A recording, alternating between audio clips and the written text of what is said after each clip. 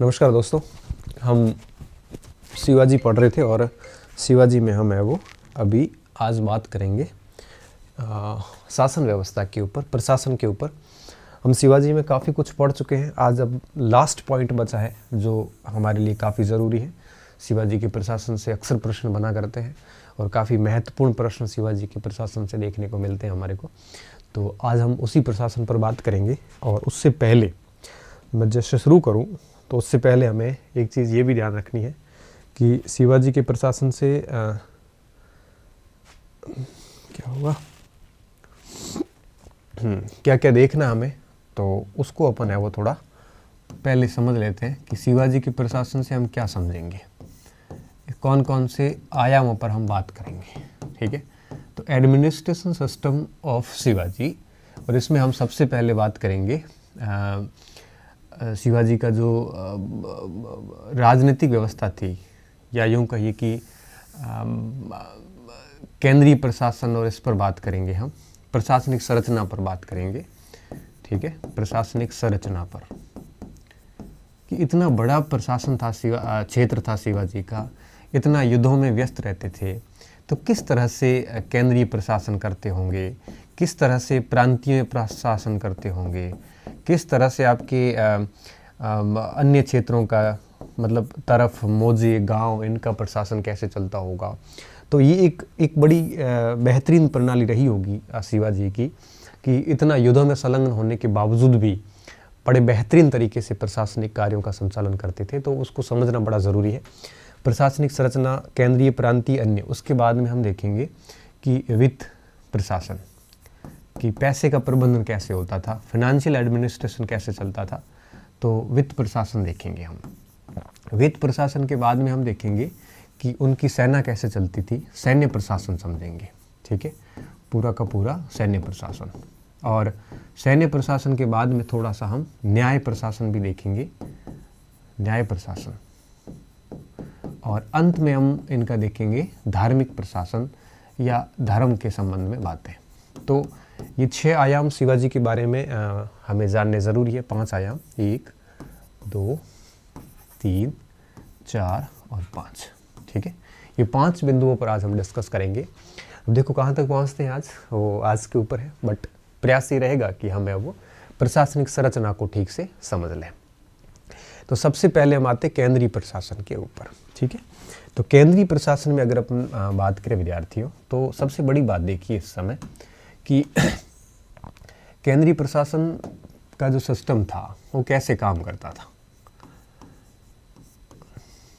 केंद्रीय प्रशासन का मतलब आप ऐसे समझिए जैसे भारत सरकार है अब, तो उस समय की केंद्रीय प्रशासन मतलब सेंट्रल पावर किसके पास में थे।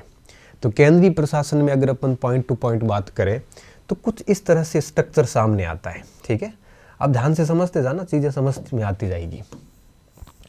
देखो, सबसे ऊपर केंद्रीय प्रशासन में यूँ कहिए कि सबसे ऊपर इस प्रशासन में थे छत्रपति शिवाजी। शासन की सारी शक्तियां किसके पास में थी? छत्रपति शिवाजी के पास में थी। ठीक है, तो केंद्र का सबसे सर्वोच्च पद किसके पास में था? छत्रपति के पास। तो आप इसको ऐसे कह सकते हो कि ये सर्वोच्च पद था और शासन की सभी शक्तियां इनके पास में थी। शासन की सभी शक्तियां इनमें निहित थी। ठीक है, इनमें निहित थी। अब छत्रपति चूंकि काफ़ी बिजी रहते थे और काफ़ी बड़ा राज्य था, तो उतना ठीक से अगर हैंडल करना हो तो वो पावर को क्या करना पड़ता है? डेलीगेट करना पड़ता है, शक्तियों का विकेंद्रीकरण करना पड़ता है, डिसेंट्रलाइजेशन करना पड़ता है, ताकि पावर को अगर डिसेंट्रलाइज करोगे तो इफेक्टिव तरीके से काम हो सकता है। तो इस हेतु शिवाजी ने क्या किया था, जो पावर था उस पावर को इन्होंने एक प्रकार से 8 भागों में बांट दिया था। ठीक है, कितने? 8 भागों में बांट दिया था। और इस प्रकार से आप ऐसे समझिए कि टोटल प्रशासन के 8 भाग तय कर दिए। और ये 8 भाग जो थे ये अष्टप्रधान कहलाए। क्या कहलाए? अष्टप्रधान कहलाए। अब इसमें कोई भी ऐसा बड़ा छोटा नहीं था, 8 के 8 प्रधान थे और आठों के आठों जो प्रधान थे ये आपके शिवाजी के सीधे तौर पे अधीन हो जाते थे। ठीक है, तो हम इसमें यूँ कहेंगे कि प्रशासनिक व्यवस्था को ठीक तरीके से संचालित करने के लिए, ठीक है, ठीक तरीके से संचालित करने के लिए अष्टप्रधान की व्यवस्था की गई थी। तो अब इसमें अगला पॉइंट क्या डालेंगे कि प्रशासन को बेहतर करने हेतु शिवाजी ने अष्टप्रधान, आप इसको अष्टप्रधान को ऐसे समझ सकते हैं, ये अष्टप्रधान है लेकिन ये 8 मंत्री नहीं है। ठीक है, अष्टप्रधान शिवाजी ने अष्टप्रधान नियुक्त किए थे जो सीधे तौर पर शिवाजी के प्रति जिम्मेदार थे, जो सीधे तौर पर शिवाजी के प्रति उत्तरदायी होते थे। तो मतलब शिवाजी इनको हटा भी सकता था और शिवाजी इनकी नियुक्ति भी करता था। ठीक है, उत्तरदायी होते थे। ये अष्टप्रधान क्या करते थे, ये जो अष्टप्रधान थे विद्यार्थी, ये मंत्री नहीं थे, ये सचिव स्तर के अधिकारी थे, स्तर के अधिकारी थे, मंत्री नहीं थे, अधिकारी थे, ये मंत्री नहीं थे। ठीक है, मंत्री नहीं थे, अतः अष्टप्रधान मंत्रिमंडल भी नहीं था। अष्टप्रधान मंत्रिमंडल नहीं था, मंत्रिमंडल नहीं था।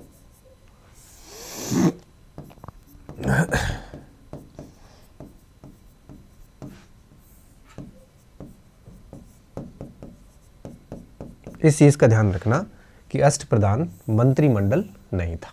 क्या था, केवल सचिव स्तर के अधिकारी थे जो शिवाजी के प्रति उत्तरदायी होते थे। और एक सबसे इंटरेस्टिंग बात इसमें विद्यार्थियों और भी थी कि ये पद अनुवांशिक भी नहीं थे, ये पद योग्यता के बेस पर, योग्यता के आधार पर शिवाजी योग्य व्यक्तियों को चुनते थे। ठीक है, तो ये अनुवांशिक पद भी नहीं थे। इस चीज का भी ध्यान रखना है कि ये पद आनुवांशिक नहीं थे, आनुवांशिक नहीं थे। ठीक है, योग्यता के आधार पर चुने जाते थे।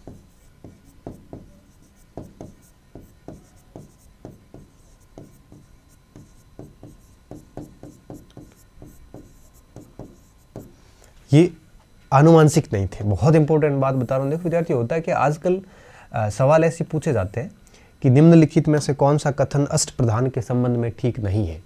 फिर उसमें आता है कि इनको आनुवांशिक रूप से लिया जाता था, इनको वेतन के रूप में जागीरें दी जाती थी, इस टाइप से सवाल आता है। तो यहाँ पे एक और ध्यान देने योग्य बात कि इनको वेतन के रूप में जागीर नहीं दी जाती थी। ठीक है, इनको नकद वेतन दिया जाता था,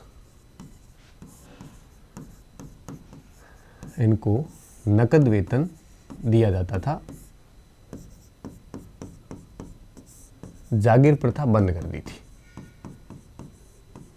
जागीर प्रथा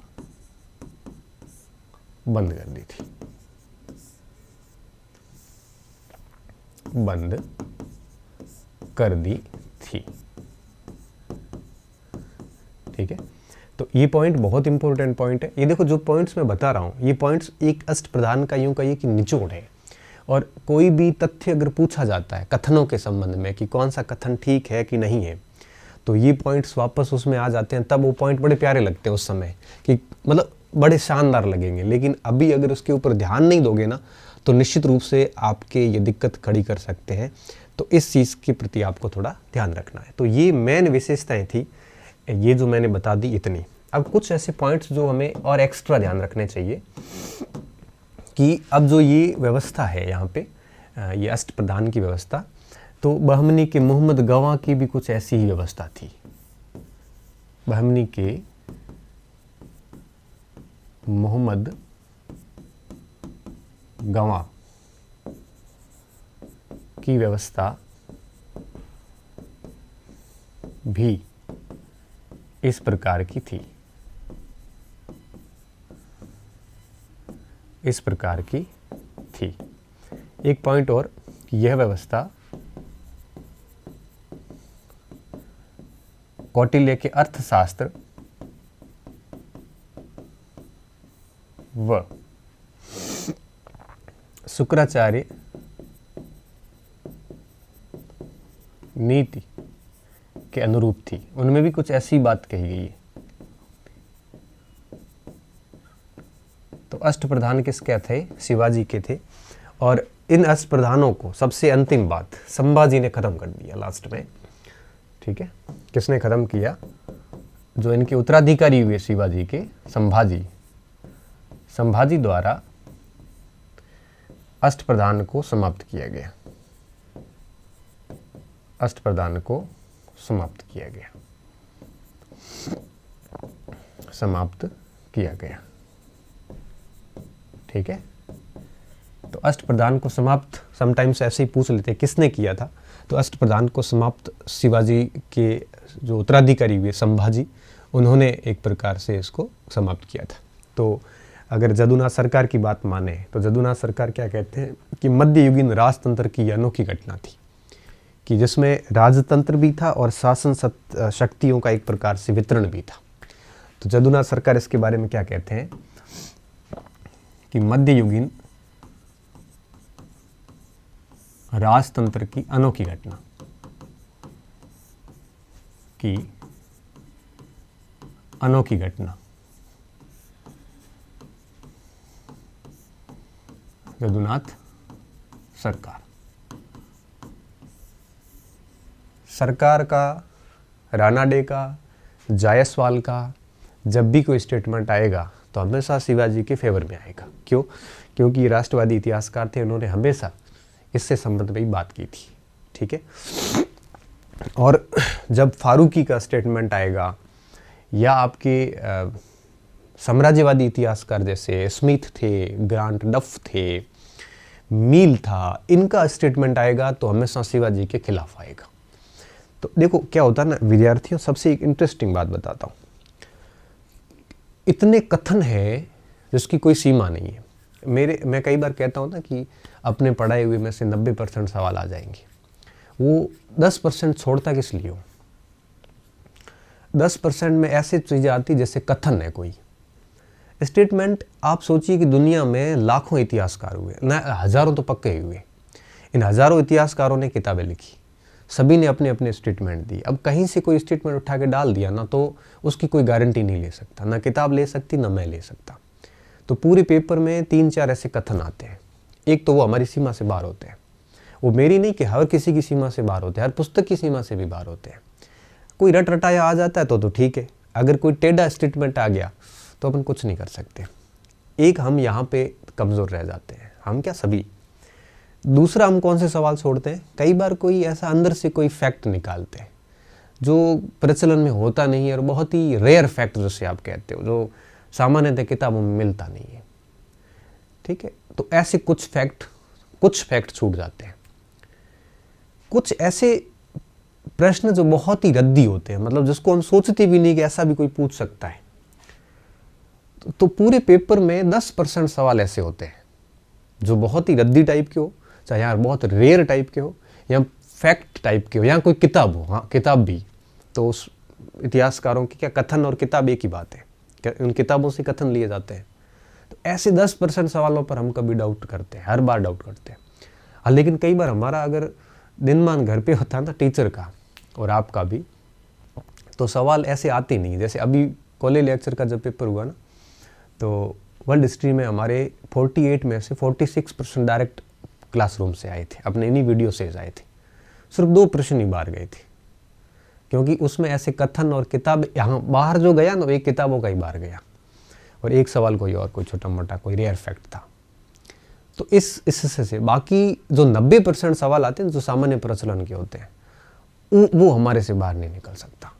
इस बेस पे हम हमेशा दावा कर लेते हैं, इसलिए हमें थोड़ा डीप में पढ़ाना पड़ता है ताकि ऐसे कुछ वो जो 10% बाहर जाते हैं ना, वो आप 50 किताब में पढ़ोगे तो भी बाहर जाएंगे। आप कभी भी पूरा पेपर अपने स्रोतों से फंसा ही नहीं सकते, तो उसका कोई फ़र्क नहीं पड़ता। इसलिए मैं स्टूडेंट को कई बार कहता हूँ अपनी 90% तैयारी इतनी तगड़ी रखो कि 100% की ज़रूरत भी नहीं पड़ेगी। उस 90% में 70% नंबर आ जाएंगे, और 70% तो कट ऑफ आज तक फर्स्ट ग्रेड की या कॉलेज लेक्चरर की कभी नहीं रही, ना रहेगी आगे भी, ठीक है ना। तो चीज़ों का थोड़ा ध्यान रखना। तो अब जैसे ये सरकार के ऊपर बात आई थी तो ऐसा हो सकता है। अब देखो अष्टप्रधान की तो विशेषताएं होगी। तो केंद्रीय जो प्रशासन था ये पूरा का पूरा किस पर चलता था? अष्टप्रधान के आधार पर चलता था। सबसे ऊपर शिवाजी थे, खुद छत्रपति थे, और उसके बाद में इनके नीचे थी अष्टप्रधान, ठीक है। तो अष्टप्रधान की क्या विशेषताएं थी मैंने आपको बता दिया। तो शिवाजी के नीचे जो 8 व्यक्ति थे वो 8 सेक्रेटरी लेवल के अधिकारी होते थे। उनमें कोई भी मिनिस्टर नहीं था, कोई भी मंत्री नहीं था, सारे के सारे अधिकारी थे। इसलिए अष्टप्रधान को कभी भी मंत्री परिषद मत कहो, अष्टप्रधान सचिवों की परिषद थी या प्रधानों की परिषद थी। इसमें प्रधान शब्द भी बड़ा महत्वपूर्ण है, ठीक है। और ये लोग चुने भी शिवाजी के द्वारा जाते थे और हटाए भी शिवाजी के द्वारा ही जाते थे, और डायरेक्ट रिस्पॉन्सिबल टू शिवाजी, ठीक है। इनकी पूरी की पूरी जिम्मेदारी जो रिस्पॉन्सिबिलिटी थी वो शिवाजी के प्रति थी। इसलिए इसको हम कहते हैं कि मंत्रिमंडल नहीं था, ये कोई मंत्री परिषद नहीं थी। It's not a council of minister, ठीक है, इट्स नॉट ए कैबिनेट, ठीक है। तो इस प्रकार से ये जो है तो ये जो है एक प्रकार से 8 प्रधानों की एक संस्था थी जो शिवाजी की शासन प्रबंधन में मदद करती थी, और ये केंद्रीय प्रशासन पर थी, ठीक है। और इनकी विशेषताएं मैंने बता दी। ये अनुवांशिक नहीं होते थे, योग्यता के आधार पर चुने जाते थे, नकद वेतन दिया जाता था, जागीर प्रथा यहाँ पर है वो बंद कर दी गई थी।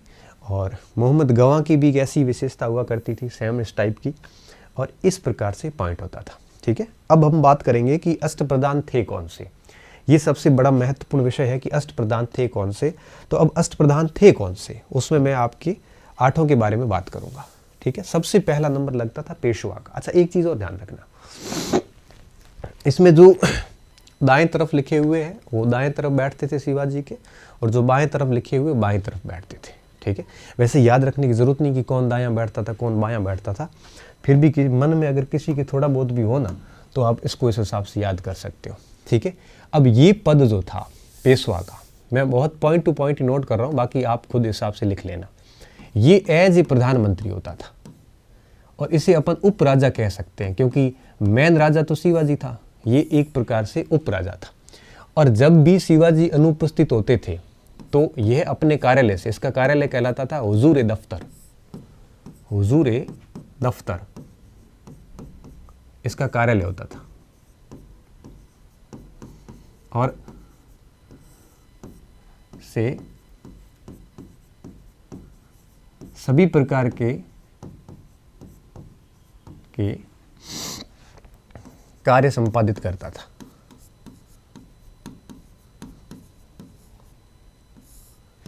किसकी? छत्रपति की अनुपस्थिति में, की अनुपस्थिति।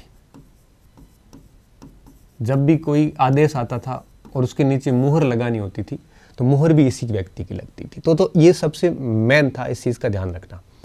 और एक चीज़ और, मोरोपंत पिंगले जो थे वो पहले पेशवा थे। मोरोपंत पिंगले प्रथम पेशवा थे। बाद में पेशवा पद आपको पता होगा कि शिवाजी के बाद छत्रपति का स्थान ले लिया था पेशवा ने। उसकी कहानी तो बहुत इतिहास में जाएगी, अभी इसको यहाँ पे छेड़ने की आवश्यकता नहीं है, ठीक है। तो प्रथम ये थे, ठीक है। और हुजूर दफ्तर इनका कार्यालय कहलाता था, और सभी प्रकार के कार्य संपादन होते थे छत्रपति की अनुपस्थिति में, सभी प्रकार के कार्य। इस चीज़ का बहुत ध्यान रखना। सभी प्रकार के कार्य का क्या मतलब है? मतलब जो छत्रपति काम करता है, चाहे न्यायिक कार्य हो, चाहे प्रशासनिक कार्य हो, चाहे धार्मिक कार्य हो, चाहे आर्थिक कार्य हो, सभी प्रकार के कार्य जो शिवाजी करते थे, अगर वो अनुपस्थित है वो तो कार्य पेशवा देखता था। अगर वो उपस्थित है तो पेशवा क्या करता था? आदेश लेकर जो भी आदेश था वो लेकर उनके पास जाते थे मोहर लगा के, और पेशवा की मोहर के बाद में छत्रपति उसके ऊपर हस्ताक्षर कर देते थे। तो आप ऐसे समझिए कि छत्रपति सभी प्रकार के कार्य जो है इनकी सहायता से संपादित करते थे। अहमदनगर के अंदर पेशवा की उपाधि भी चलती थी, ठीक है, ये थोड़ा सा ध्यान रखना, ये आउट ऑफ कंटेक्स्ट है। नगर में पेशवा की उपाधि थी, आउट ऑफ कंटेक्स्ट क्यों कह रहा हूं, क्योंकि इसका शिवाजी से कोई लेना देना नहीं है, लेकिन कई बार ऐसे प्रश्न आ जाता है तो थोड़ा ध्यान रखना होता है, ठीक है। उपाधि थी जो कान्होजी और मलिक अंबर को दी गई थी। मलिक अंबर के पास थी।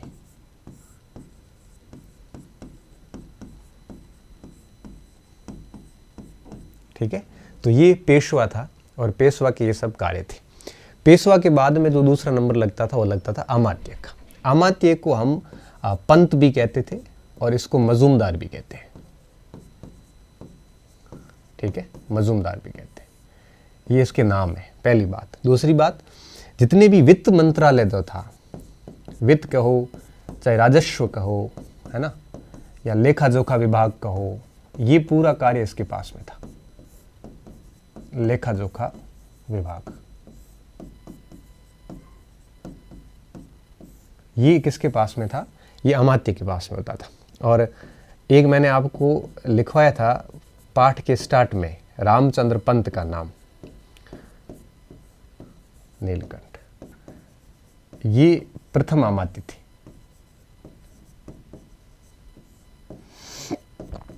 क्या थे? प्रथम अमात्य। ये बात आपको अच्छे से याद होनी चाहिए। मैं बताया था कि रामचंद्र अमात्य ने एक सभासद थे, उन्होंने वो ये बातें जो है वो लिखी थी। ये मैंने बात बहुत बढ़िया तरीके से आपको बताई थी। तीसरे नंबर पे आता था, ये नंबर तो ऐसा कुछ भी नहीं है, कंटिन्यू याद रखो, बल्ली मत रखो, बस ये दाएं बाएं का थोड़ा देख लेना, ठीक है। याद हो तो ठीक है, नहीं हो तो कोई बात नहीं। सुमंत कौन होता था? विदेश मंत्री। इसे हम विदेश मंत्री कहते हैं, इसको राष्ट्र मंत्री भी कहते थे। राष्ट्र मंत्री क्यों कहते हैं? क्योंकि पूरे राष्ट्र का प्रतिनिधित्व कर रहा था। और रामचंद्र त्र्यंबकम, त्र्यंबक,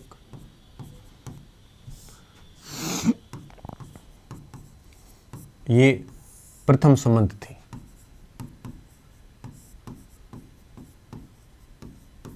ठीक है, इन्हें दबीर भी कहा जाता था। इस चीज का ध्यान रखना, ये भी कई बार परीक्षाओं में हमारे प्रश्न बन के आ जाता है। तो सुमंत या दबीर, विदेश मंत्री वगैरह वगैरह, इस चीज का थोड़ा ध्यान रखना है, ठीक है। अब देखो न्यायाधीश, न्यायाधीश तो नाम से पता चल जाता है कि न्याय से संबंधित कार्य से संबंधित कार्य, ठीक है, चाहे वो दीवानी हो या वो फौजदारी हो, सभी प्रकार के कार्य करता था, पहली चीज। दूसरी बात, न्यायाधीश सामान्यतः ब्राह्मण होते थे। सामान्यतः, उसके बारे में अपन आगे लिखते हैं अभी। सामान्यतः मतलब ऐसा नहीं है कि वैसे तो क्या सेनापति के अलावा लगभग सारी ब्राह्मण ही होते थे, लेकिन फिर भी हम ये कहेंगे कि सामान्यतः न्यायाधीश ब्राह्मण को नियुक्त किया जाता था, ठीक है। नीराजी पंत रावजी उस समय न्यायाधीश थे। नीराजी पंत रावजी ये उस समय के मुख्य न्यायाधीश हुआ करते थे एक समय। तो ये चार नाम हो गए। अब हम आते हैं, आप लिख लो उसको, चारों को, सचिव के ऊपर। देखिए सचिव, इसके बारे में मैंने आपको पहले बताया कि सचिव पद बहुत इंपॉर्टेंट पद था। और ये यहाँ पे जो इसे हम कई और नामों से भी जानते हैं, जैसे इसको चिटनिस भी कहा जाता था, ठीक है, चिटनिस भी कहते थे, इसको सुरनविस भी कहते थे, ठीक है। चिट का मतलब क्या होता है? चिट का मतलब आपको बहुत अच्छे से पता है कि चिट यानी पत्र, चिट कहते थे, चिट्ठी आती है, तो चिट यानी पत्र होता है। और जब हम परीक्षाएं देते थे तो कई बच्चे चिट लेके आते थे, कुछ पत्र चिट लिख के उसमें नकल करने के लिए। आज भी आते हैं कॉलेजेस में, हम ड्यूटी करते हैं तो कई सारे बच्चों को चिट के साथ ही देखते हैं। तो चिट का मतलब होता है पत्र एक टाइप से। तो सचिव, जिसको चिटनीस या सुरनवीस भी कहते थे, इसका मेन क्या था, काम था, शाही पत्र जो होते थे, शाही पत्र जैसे अपन चिट कह सकते हैं, शाही पत्र, जो भी शाही पत्र होते थे उनका व्यवहार करना। तो शाही पत्र व्यवहार कौन करता था, चिटनीस करता था। और साथ साथ में ये परगनों के जो भी हिसाब आते थे नीचे से, तो परगनों का के हिसाब की जांच भी करता था, क्योंकि जनरली उस समय चिट जो आती थी वो आर्थिक चिट्ठी होती थी जो नीचे की इकाइयों से आती थी, तो उनकी जांच ये साथ साथ में कर लेता था। इस चीज़ का थोड़ा सा ध्यान रखना, ठीक है। और इसके अलावा अगर अपन देखें सचिव पद के ऊपर, तो अन्नाजी दत्तों को इसके ऊपर इसका दायित्व दिया गया था, अन्नाजी दत्तों को उसका दायित्व था, ठीक है। तो ये हो गया हमारा सचिव स्तर का जो पदाधिकारी था उसके बारे में। अब आता है मंत्री, जैसे अपन वाक्यानवीस भी बोलते हैं। अब देखिए वाक्यानवीस का क्या मतलब है।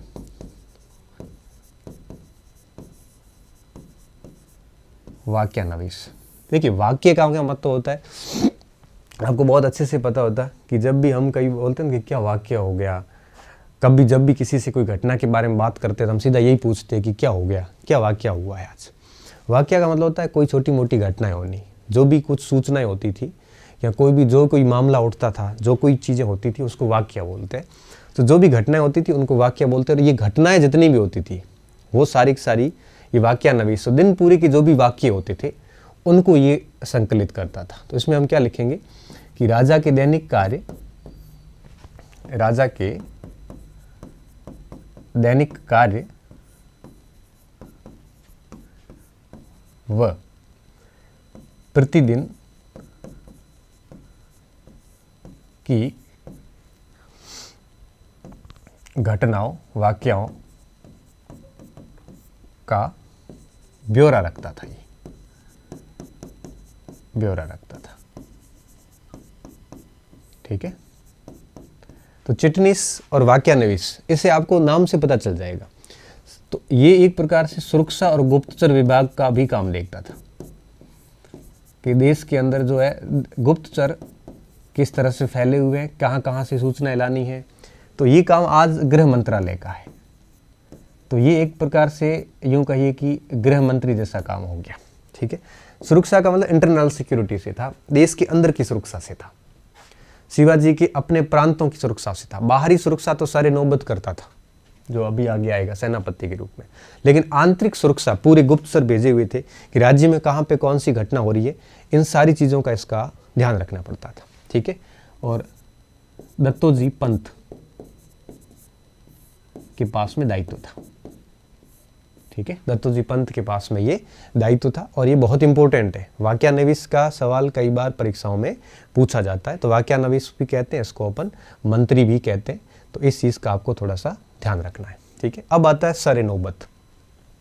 सरे नौबत था सेनापति। बस सेनापति लिखने के साथ ही आपकी सारी बात पूरी हो गई। जो सरे नौबत घुड़सवारी सेना हो चाहे पागा सेना हो, हम आगे उसको चाहे पायक सेना हो, सेना जब पढ़ेंगे सैन्य प्रशासन तो उस समय उसको देखेंगे अच्छी तरीके से। अभी इतना ही देख लो, ठीक है। और हबीर राव मोहिते, मोहिते इस पद का दायित्व संभालते थे, ठीक है। हबीर राव मोहिते, हालांकि इन सारों के ऊपर तो छत्रपति था, लेकिन ये सारे के सारे लोग अपने अपने विभाग को बेहतरीन तरीके से चलाते थे। अब आता है लास्ट में पंडित राव। पंडित राव क्या करता था कि शिवाजी को जो भी कोई धार्मिक अनुदान देना है या कोई किसी को दान देना है ना, चाहे कोई बौद्धिक कार्य करना हो, तो इस प्रकार की जितने भी कार्य होते थे उनसे संबंधित सलाहें जो है वो आपके पंडित राव देता था, ठीक है। तो धार्मिक मामले विद्वानों, एक मिनट, धार्मिक मामलों में परामर्श, एक तो ये लिख लो, धार्मिक मामलों में परामर्श कौन देता था, मामलों में राजा को परामर्श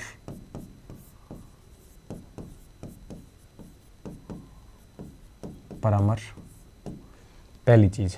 दूसरी बात, जो विद्वानों को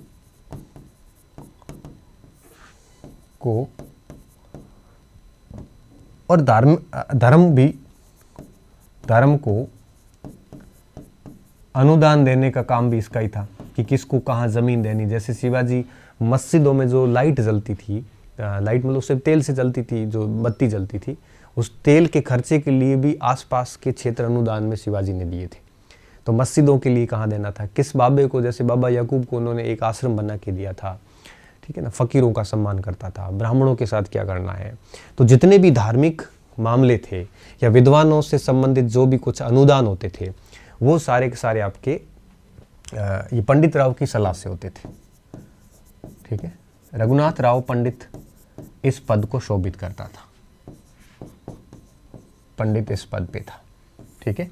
तो ये सारा का सारा काम पंडित राव का होता था। तो ये विद्यार्थियों, ये टोटल हमारे 8 थे, इन 8 का हमारे को ध्यान रखना है, ठीक है।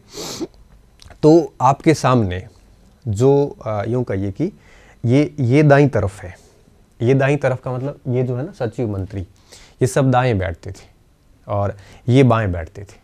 तो आप पीपीटी देखोगे जब, शायद आपके सामने ये बाएं होंगे, लेकिन ध्यान रखना मैं लिख लेता हूँ ताकि आप कहीं गलती ना करो, फिर वहाँ दाएं बाएं की कन्फ्यूजन में मैंने लिखा इस हिसाब से ही है। तो ये कहाँ बैठते थे मैं उस हिसाब से लिख रहा हूँ। एक मिनट, दाएं बाएं, ये बाएं बैठते थे, ये बाएं थे और ये दाएं थे। हाँ ऐसे ही लिखे मैंने भी, ठीक लिखे वैसे। आप पीपीटी देखोगे ना तो पीपीटी में जो बाईं तरफ है आपके, वो बाएं हो जाएंगे ये, और ये हो जाएंगे दाईं तरफ वाले, ठीक है। तो ये 8 लोग थे, इन 8 के बारे में मैंने आपको बात कर ली। अब देखिए सबसे एक इम्पोर्टेंट बात और भी थी जो हमें इस संबंध में थोड़ी ध्यान रखनी है। तो पहले तो आप इसको लिख लो, ठीक है, पंडित राव तक। अब कुछ बातें जो एक्स्ट्रा नॉलेज के लिए इसके अंदर ही, तो इसमें क्या माना ये है कि सेनापति के अलावा, सेनापति के अलावा 7 प्रधान, अष्टप्रधान में से 7 प्रधान ब्राह्मण होते थे, ब्राह्मण होते थे। देखिए ये बात मैं वापस लिख रहा हूँ, सामान्यतः ये कोई फिक्स परंपरा नहीं रही, लेकिन शिवाजी के शासनकाल में अधिकांश समय ऐसा हुआ है कि जब सेनापति के अलावा 7 प्रधान जो है वो ब्राह्मणों के पास में पद थे। इस चीज़ का ध्यान रखना है। और एक सबसे इम्पोर्टेंट बात और भी कि जो पंडित राव था, पंडित राव व न्यायाधीश, अब ये दोनों तो क्या शांतपूर्वक पद है, और इन दोनों पदों पर जो भी व्यक्ति बैठेगा वो सेना का नेतृत्व तो नहीं करेगा, के अलावा 6 प्रधान सेना का नेतृत्व भी करते थे, ठीक है। जैसे युद्ध की आवश्यकता पड़ती थी तो ये लोग सेनापति भी हो जाते थे। आपने देखे ही होंगे, मैं जो नाम बताए ये सारे सेनापति भी रहे हैं, ठीक है। सेना का नेतृत्व भी करते थे,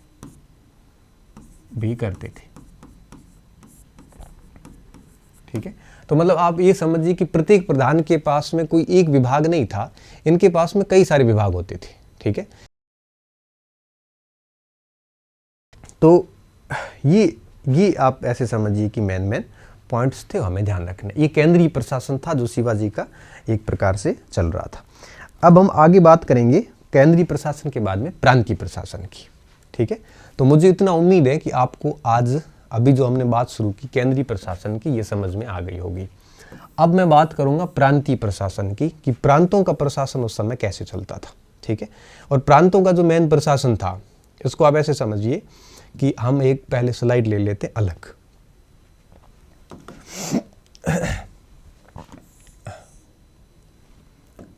प्रांतीय प्रशासन, तो केंद्रीय प्रशासन के अष्टप्रधान ध्यान रखना, और अब हम प्रांतीय प्रशासन की बात करेंगे, ठीक है।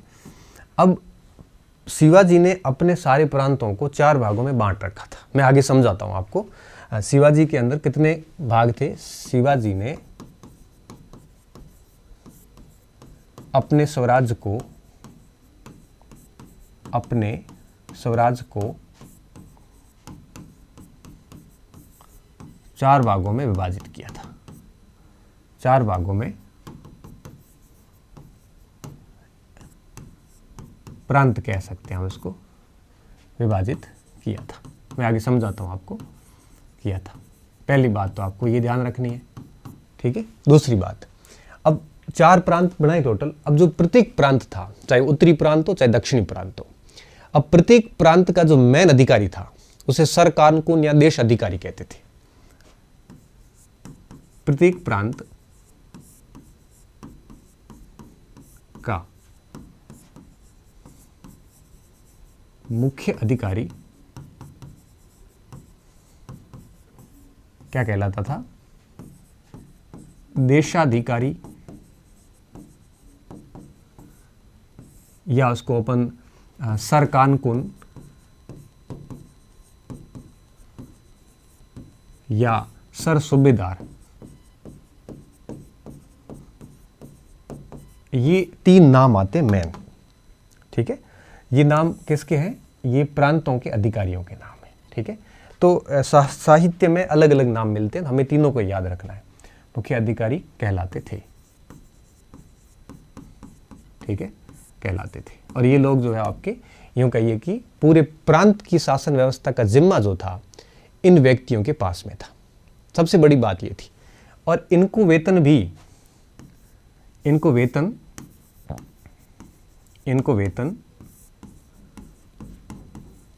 जागीर के स्थान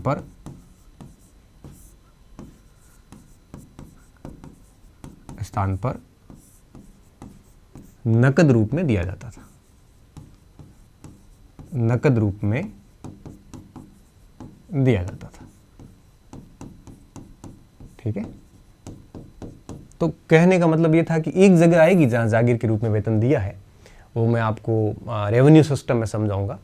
अभी आप इतना समझ लीजिए कि प्रत्येक प्रांत का एक अधिकारी होता था, और वो अधिकारी पूरे प्रांत का, जैसे छत्रपति केंद्रीय प्रधान था, उसी तरह से प्रांत का मेन हेड ये होता था। इनकी नियुक्ति भी शिवाजी करते थे, हटाते भी शिवाजी थे, ठीक है। अब देखिए सबसे इंटरेस्टिंग बात, प्रांतपति जो था, चाहे आप सूबेदार कह दो उसको, प्रांतपति के अधीन 8 अधिकारी होते थे। प्रांतपति के अधीन 8 अधिकारी होते थे। इस चीज का भी ध्यान रखना।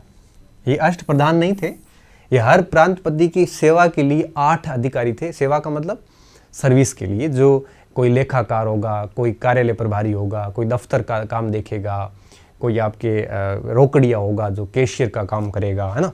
तो ये 8 अधिकारी प्रांतों के लेवल पे भी थे, जो आपके प्रत्येक प्रांत में थे। चारों प्रांतों में 8-8, मतलब टोटल 32 हो जाएंगे।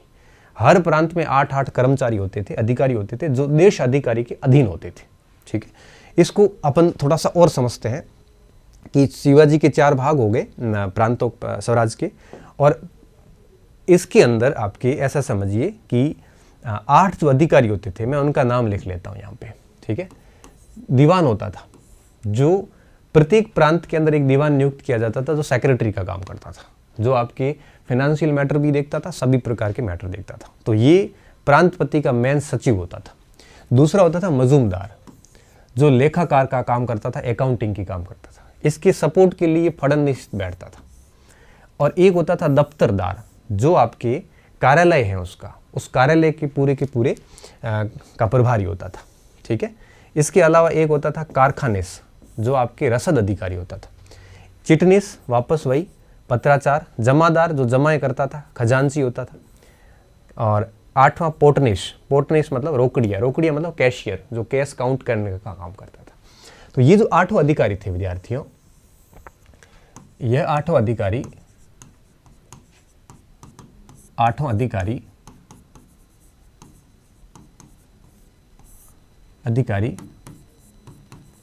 प्रत्येक प्रांत में सूबेदार, या आप जो भी वो नाम दो, हमने लिखे आगे, सूबेदार के अधीन रहकर कार्य निष्पादन करते थे। कार्य निष्पादन करते थे। ठीक है, ये 8 कर्मचारी कार्य निष्पादन करते थे। इसके साथ साथ सार्वजनिक कल्याण के लिए, पब्लिक वेलफेयर के लिए 18 और विभाग भी बनाए गए थे। ठीक है, इनका कोई विभाग अध्यक्ष निश्चित नहीं था, इनमें से ही किसी को अध्यक्ष बना दिया जाता था। जैसे गरीब लोगों है, उन लोगों के लिए खाने की व्यवस्था करनी है, तो फिर ये क्या करते थे, कारखाने को 2-3 डिपार्टमेंट दे देते थे ताकि वो उस समाज का कल्याण कर सके। ठीक है, पत्राचार वाले इस टाइप से, मतलब ये है कि ये अतिरिक्त चार्ज देके किए गए थे। तो प्रांत होता था, प्रांत का एक हेड होता था, उस हेड की सपोर्ट के लिए 8 अधिकारी होते थे, और पब्लिक वेलफेयर के लिए, सार्वजनिक कल्याण के लिए उन्होंने 18 डिपार्टमेंट और बना रखे थे जो आपके पब्लिक वेलफेयर का काम कर सके। ठीक है, अब सबसे आखिरी और सबसे महत्वपूर्ण बात आती प्रांतीय प्रशासन में। प्रांत थे कितने? ठीक है, तो शिवाजी के काल में 4 प्रांत थे। कितने प्रांत थे? 4 प्रांत थे। बहुत इंपॉर्टेंट बात है विद्यार्थियों, 4 प्रांत थे, और ये थोड़े शॉर्ट में लिख लिए, मैं थोड़ा उसको डिटेल में लिख लूँगा आपके, है ना। देखिए, सबसे पहला, ये छोटे शब्द लिख लिए पीपीटी में, मैं इसको बड़ा करके लिख लेता हूँ। ये जो आप देख रहे हो ए, ये ए जो है ऊपर वाला, इसे हम कहते हैं उत्तरी प्रांत। क्या कहते हैं? उत्तरी प्रांत। और इस उत्तरी प्रांत के अंदर आपके सलहेर से लेकर पूना तक का एरिया आ जाता था। कहां से? सलहेर से पूना तक का एरिया आ जाता था, पूरा उत्तरी प्रांत के अंदर। ठीक है, और उसके बाद इस उत्तरी प्रांत का जो मेन चार्ज था वो मोरो त्र्यंबक के पास में था। मोरो त्र्यंबक पिंगले के पास में था, और शिवाजी भी यहीं का शासन करते थे। ये दोनों एक साथ ही कर लेते थे। आप ऐसे समझिए कि जब शिवाजी थे तो शिवाजी करते थे, शिवाजी नहीं होते थे तो पिंगले करते थे। तो ये 4 बातें लागू होती है उत्तरी प्रांत में। सीधा आता है कई बार, उत्तरी प्रांत, दक्षिणी प्रांत, पूर्वी प्रांत, इस टाइप से सम्मिलित कीजिए। इसका हेड कौन होता था ये भी सम्मिलित कीजिए, इस टाइप से प्रश्न बनता है। ठीक है, अब देखिए, ये तो उत्तरी प्रांत हो गया। दूसरा है दक्षिणी प्रांत, यहाँ पे ये बी। इसमें आपके जो 1674 के बाद का जो अभियान हमने पढ़ा था ना, कर्नाटक अभियान, उस कर्नाटक अभियान के अधिकांश क्षेत्र इसमें थे। ठीक है, तो इसमें आपके फिर कौन कौन से क्षेत्र? यही वेल्लोर, कोलार, है ना, ये क्षेत्र सारे सारे इसमें आते थे। इसे हम कहते हैं दक्षिणी प्रांत। कौन सा प्रांत? दक्षिणी प्रांत। और ये प्रांत बहुत बाद में जीता था, यूं कहिए कि कर्नाटक अभियान वाला। ठीक है, कर्नाटक क्षेत्र, जिसमें आपके वेल्लोर, तंजौर, बेंगलोर, ये एरिया आ जाते थे इसमें। ये दक्षिणी प्रांत था, और इसका जो मेन चार्ज मैंने आपको पहले बता दिया था कि नारायण हनुमंतई के पास में था। किसके पास में था? नारायण हनुमंतई के पास में। तो एक तो उत्तरी हो गया, एक दक्षिणी हो गया। ठीक है, तो मोरो पिंगले ऊपर थे और नारायण हनुमंतई ये दक्षिण में थे। अब 2 बच गए, एक है दक्षिण पूर्व का, एक है दक्षिण पश्चिम का। अब ये ले लेते हैं अपन सी, दक्षिण पूर्व। कौन सा? दक्षिण पूर्व। उसमें आपके सतारा से लेकर कर्नाटक का जो ये एरिया था बेलारी तक का, ये पूरा आ जाता है। ठीक है, सतारा टू धारवाड़, ये भी कर्नाटक का एरिया, ये भी बाद में जीता है, लेकिन इसको अलग प्रांत बना दिया गया था। ठीक है, और दत्तोजी पंत इसके हेड थे। दत्तोजी पंत इसके हेड थे।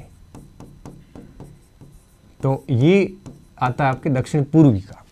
एक आता है लास्ट में, ये है डी, जो था दक्षिणी पश्चिमी प्रांत। और दक्षिणी पश्चिमी जो प्रांत था विद्यार्थी, ये था आपके जो कोंकण का प्रदेश है, उसको हम कहते हैं गोवा का इलाका। हालांकि गोवा तो कभी हाथ में नहीं आया, लेकिन इसके अलावा के आसपास के जो क्षेत्र थे वो सारे इसमें आ जाते थे। ठीक है, और ये थे अन्नाजी दत्तो के पास में। पिछली बार फर्स्ट पेपर नहीं, सेकंड पेपर में एक ऐसा सवाल आया था, और मेरे हिसाब से आरपीएससी ने कोई गलत उत्तर करके डिलीट करके लास्ट में कर देंगे। आरपीएससी गलतियां खूब करती है, तो वो देख लेना क्या सवाल था। तो ये 4 प्रांत थे, और चारों के हेड कौन थे? मोरो त्र्यंबक पिंगले, नारायण हनुमंतಯ್ಯ, दत्ताजी पंत और अन्नाजी दत्तो। ठीक है, तो ये किस प्रकार से आप याद करते हो आपके ऊपर है, याद करना ज़रूरी है ये। ठीक है, आप इसको ऐसे मत सोचना कि चल जाएगा, नहीं चलेगा, करना ही पड़ेगा। ठीक है, तो अब देखिए हम आते हैं आपके वापस उस पॉइंट पे। प्रशासनिक संरचना में केंद्रीय और प्रांतीय देख लिया। अब हम आगे देखते हैं एक सबसे मूल बात कि तीसरा पॉइंट, अन्य भाग। ठीक है, अब अन्य भाग देख लेते हैं। अन्य भाग में हम देखेंगे कि केंद्र प्रांतों के बाद की क्या स्थिति थी। ठीक है, अब आप देखिए मैं पॉइंट टू पॉइंट करके लिख रहा हूं। तो केंद्र बंटा हुआ था प्रांतों में। केंद्र किस में बटा? प्रांतों में। प्रांत किस में बटे हुए थे? प्रांत थे महल में। इसको अपन जनरली कुछ जगह पे परगना भी मिलता है। महल, परगना, प्रांत, परगना, महल, फिर तरफ बंटे हुए थे मौज में। मौज होती है गांव में। ठीक है, ये भाग हो गए। केंद्र में तो आपको हमने लिख लिया कि छत्रपति और अष्टप्रधान ये शासन देखता था। प्रांतों में हमने बात कर ली पहले कि सूबेदार और वो कानून वगैरह है ना, वो सब। अब जो परगने थे, परगनों का मेन मैटर दिया हुआ था मामलतदार पे। मामलातदार मामले देखता था परगनों के। इसके साथ साथ में परगने बंटे हुए थे महलों में। महल में था सर हवालदार। ठीक है, महल के बाद में आ जाता तरफ में था हवालदार। तरफ बंटे हुए थे कई मौजों में थे कारकुन। और मौजे बंटे हुए थे गांव में था पटेल। ठीक है, ये नीचे की संरचना है, इस चीज का थोड़ा सा ध्यान रखना। और ये पटेल होते थे यहाँ पे। कुछ जगह पे काम विस्तार भी थे जिसको अपन आगे और समझने वाले हैं। अभी इतना ही ध्यान रखना ना, मौजे कारकुन के अधीन थी, महल जो तरफ थे हवालदार के अधीन थे, और महल जो थे ये सर हवालदार के अधीन थे। ठीक है, और इस टाइप से पूरी प्रशासनिक व्यवस्था थी यहाँ पे। तो ये बात तो आपको ऑलरेडी पता चल गई है, तो दिक्कत नहीं है इसमें। ठीक है, दूसरा, इसके अलावा प्रांतों का प्रशासन भी आपको ठीक ठीक पता है। अब आपको परगनों का याद रखना है, ये सुमिलित करो में सवाल आता है। ठीक है, और महल भी ध्यान रखना, सर हवालदार आता है। तरफ भी ध्यान रखना जिसका अधिकारी था हवालदार। मौज भी ध्यान रखना जिसका दिल था कारकुन। पटेल बहुत इंपॉर्टेंट था, ये आगे जाके जमींदार बन गए थे। ठीक है, ये अन्य संरचना में अन्य थे। और 1 2 3 4 5 6 और आपके 7, ये सारी जो प्रशासनिक व्यवस्था थी, ये पूरी आपके शिवाजी के जो भी गांव तक का लेवल पूरा कवर होता था। इस चीज़ का आपको ध्यान रखना है। इसके अलावा कुछ शब्द आते हैं जैसे देश पांडे, देशमुख, है ना, और ये जो पद आते हैं ये आपके एक प्रकार से उस समय के वहाँ के क्या थे, ये जमींदार वर्ग था। आगे जाके ये पटेल भी जमींदार बन गया था। हालांकि पटेल गांव अधिकारी था, लेकिन साथ साथ में बाद में जमींदार भी बने। इनका गांव से कोई लेना देना नहीं है। ठीक है, ये ग्रामीण अधिकारी नहीं थे, ग्रामीण अधिकारी नहीं थे। एक क्यों लिखवा रहा हूं, क्योंकि ये प्रश्न ऐसे आता है कि निम्नलिखित में से कौन मराठा स्वराज में ग्रामीण अधिकारी था या नहीं था, कौन मराठा स्वराज में आपके जमींदार थे। तो इस टाइप से सवाल बनते हैं, तो इसका थोड़ा सा ध्यान रखना। ये हमारा पूरा सिस्टम हो गया प्रशासनिक ढांचे का। आप लिख के बढ़िया याद कर लेना, मैंने आपको बहुत शॉर्ट में और बहुत बढ़िया तरीके से इसको बता दिया। अब मैं बात करूंगा विद्यार्थियों वित्त प्रशासन की, कि इनका राजस्व कैसे चलता था। ठीक है, तो मैं बात शुरू कर रहा हूँ राजस्व प्रशासन से। उसमें सबसे पहले अब लेता हूं मैं अलग स्लाइड।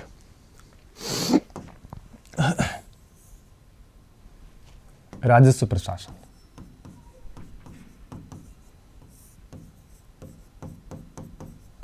ठीक है। पर इतना बड़ा प्रशासन है, इतना बड़ा पूरा सिस्टम चल रहा है, तो निश्चित रूप से इनकी पैसे की व्यवस्था कैसे होती होगी, ये कोई आसान कार्य नहीं होगा। इतना बड़ा इतने बड़े इस साम्राज्य स्वराज्य की पैसे की व्यवस्था करना बहुत मुश्किल काम भरा होगा। तो अब देखिए, शिवाजी का जो प्रशासन था, शिवाजी का राज्य 2 भागों में बंटा हुआ था। ध्यान से समझना, बहुत इंटरेस्टिंग है ये। एक था स्वराज जो हम पढ़ रहे हैं, एक था मुल्क ए कादिमी, ठीक है। अब देखिए, जो पूर्ण रूप से शिवाजी के अधीन क्षेत्र था, जो पूर्ण रूप से शिवाजी के अधीन क्षेत्र था, उसे कहते थे स्वराज। तो स्वराज कौन सा क्षेत्र था, याद रखना कि वो भूभाग जो शिवाजी के पूर्णतः अधीन था। शिवाजी से अपना अनुवांशिक मानते थे कि हमारे बाप दादों का है, अपनी विरासत मानते थे इसे। बाद में दबाई भली लोगों ने, लेकिन ये हमारी विरासत है, विरासत मानते थे, ठीक है। ये वही 4 प्रांत इसमें आ जाते हैं, ठीक है, 4 प्रांत। मुल्क ए कादिमी क्या था? मुल्क ए कादिमी आपके यह वे क्षेत्र थे जो प्रत्यक्षतः जो मुगलों व आदिल शाहियों के थे, शासकों के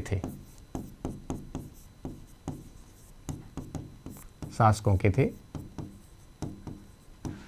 जिन पर शिवाजी आक्रमण करते थे, कभी लूट करते थे, कभी धावा बोलते थे।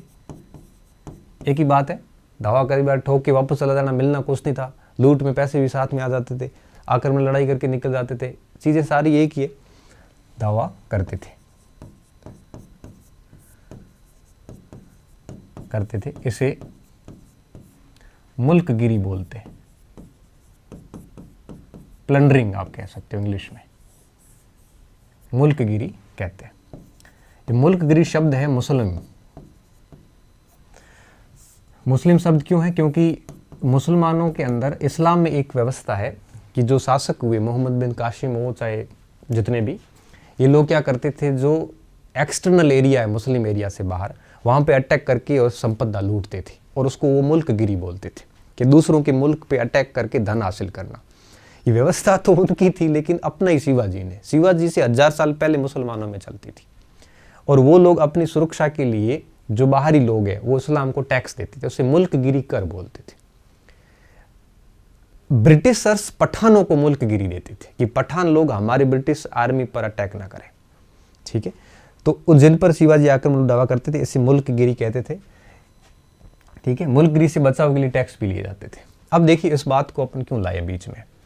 स्वराज से जो टैक्स लिया जाता था वो था भू राजस्व, जमीन के ऊपर कर लिया जाता था। यहां से कौन सा कर वसूला जाता था? भू राजस्व कर। और इस मुल्कगिरी से सुरक्षा हेतु इनसे जो टैक्स लिए जाते थे वो थे आपके चौथ व सरदेशमुखी। कौन से?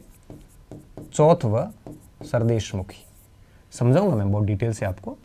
अब आप इतना समझिए कि भू राजस्व कर जो था, लैंड रेवेन्यू जिसे अपन बोलते हैं, वो तो लगता था स्वराज के ऊपर, और मराठा स्वराज से बाहर के एरिया पे लगता था चौथ और सरदेशमुखी। कथन कैसे आता है कि चौथ और सरदेशमुखी टैक्स मराठा शासन में लगता था? नहीं था, मराठा शासन में, लेकिन मराठा स्वराज में नहीं था।